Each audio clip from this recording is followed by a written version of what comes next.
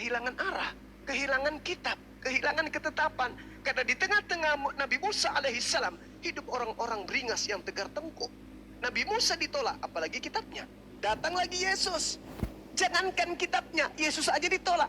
Jadi bagaimana mungkin Anda mengharapkan kebenaran dari orang-orang yang hidup di sekeliling daripada Yesus yang tegar tengkuk kepadanya? Maka solusi terakhirnya adalah Al-Quran. Maka Al-Quran datang, Nabi Muhammad datang kemudian untuk menjelaskan sebagian dari isi kitab yang kalian sembunyikan. Tuh. Sekarang mari kita buktikan kebenaran Al-Quran ini. Bisakah Kristen sebagai penyambung lidah antara Yahudi dengan Islam, di tengahnya ada Kristen? Bisa nggak Kristen menunjukkan kitabnya Nabi Musa, kitabnya Nabi Daud, kitabnya Nabi Yesus? Bisa. Tidak bisa. Berarti disembunyikan toh? Ya saya nggak tahu bang. Ya, kalau tidak bisa berarti disembunyikan. Gini bang ya. Satu lagi pertanyaan saya ini bang ya. Silakan. Saya membaca sejarahnya Muhammad ketika masih kecil, dia ikut berdagang ke Sam sama pamannya. Itu kan yang pertama kali melihat dia adalah nabi itu kan dari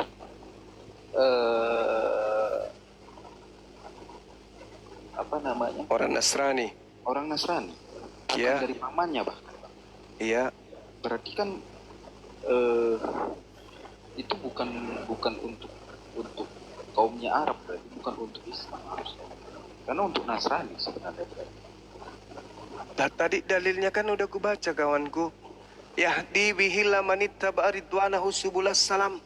Seluruh manusia.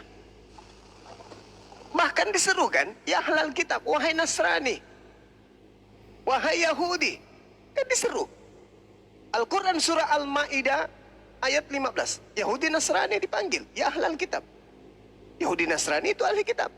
Kad ja'akum rasuluna yubayyinu lakum. Wahai ahli kitab Yahudi Nasrani, telah datang kepadamu Rasulku Nabi Muhammad, datang untuk menjelaskan dari isi kitab yang kalian sembunyikan. Dia datang membawa cahaya berupa Al-Quran, dan dia datang dari Tuhanmu berupa cahaya, yaitu Nabi Muhammad, berupa Islam, dan kitab yang menjelaskan, yaitu Al-Quran. Yahdi bihillah manittaba ridwanahu subulas salam. Karena kalian kehilangan arah tentang Torah, kalian kehilangan arah tentang Injil, maka Al-Quran datang sebagai solusi untuk sebagai jalan yang diridai menuju jalan keselamatan. Coba, saudara Kristenku, Anda pengikut Yesus katanya, Anda penyambung tongkat estafet pengajaran dari Kefas. Sekarang tunjukkan mana Injil Yesus yang Yesus beritakan dalam Markus 1 nomor 14, lalu Yesus memberitakan Injil Allah. Kemudian di dalam Kisah Para Rasul 8 nomor 35, lalu Pilatus mengajarkan Injil Yesus. Mana? Tunjukkan kepada kami. Atau itu disembunyikan oleh orang-orang kufur yang kufur kepada Nabi Isa Yesus. Disembunyikan. Buktinya Anda hanya menunjukkan kemudian terjemahan dari catatan-catatan orang yang tidak mendapatkan validasi tentang Yesus. Maka solusi terakhirnya adalah Yahdi bihillah manittaba ridwanahu subulas salam wa yukhrijuhum minaz zulumati ilan nur biizni wa yahdihim ila siratim mustaqim. Itu solusinya. Sederhana bukan? Kami tidak membenci Kristen, enggak. Kami tidak membenci kemudian agama lain, tidak.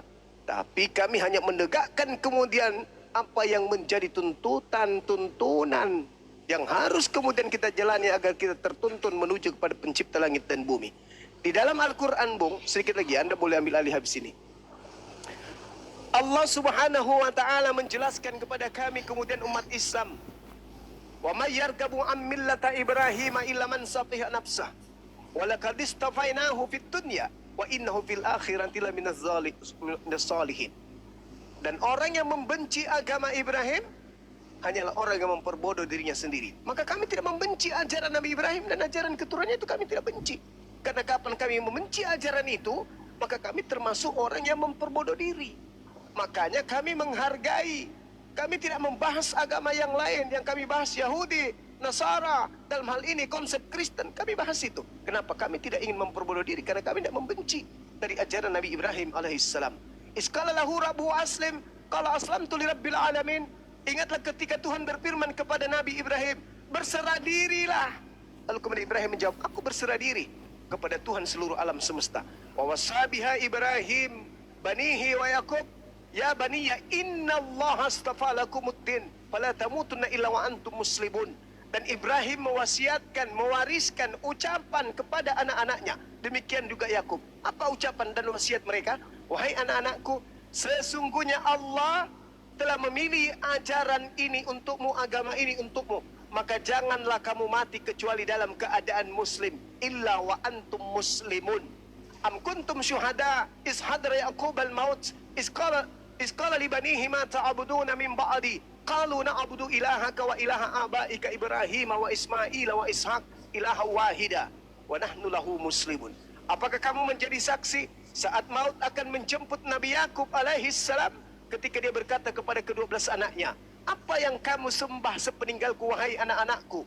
Anaknya kemudian menjawab, kami akan menyembah Tuhanmu dan Tuhan nenek moyangmu, yaitu Tuhan yang disembah oleh Nabi Ibrahim, Nabi Ismail, Nabi Ishak, yaitu Tuhan yang Maha Esa, dan kami hanyalah berserah diri kepadanya.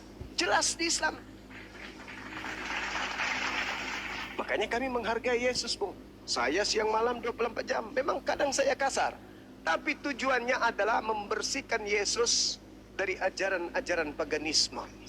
Membersihkan Yesus dari pandangan-pandangan miring tentang dirinya. Beliau manusia suci yang harus dimuliakan. Alaihi salam, alaihi salam. Demikian. Setuju Bang, setuju Bang. Saya senang sama pemimpin itu. Bagaimana menyadarkan Kristen yang menyembah manusia. Karena Yesus mengajarkan harus menyembah Bapa, bukan menyembah Dia. Nggak ada satu data pun Yesus mengatakan dia Tuhan, kecuali Lukas 6 ayat 5. Itu aja yang dia pakai sama Yohanes 1. Padahal itu salah semua. Saya setuju sama Pak. Iya, betul. Saya setuju. Bahkan di Yohanes itu tertulis, ujilah setiap roh yang datang. Tapi mereka nggak mau menguji roh yang datang pada Paulus. Sedangkan firman itu semua datang dari Bapa, bukan dari roh. Saya setuju itu.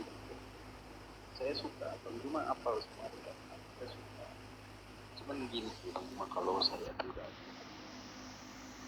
Saya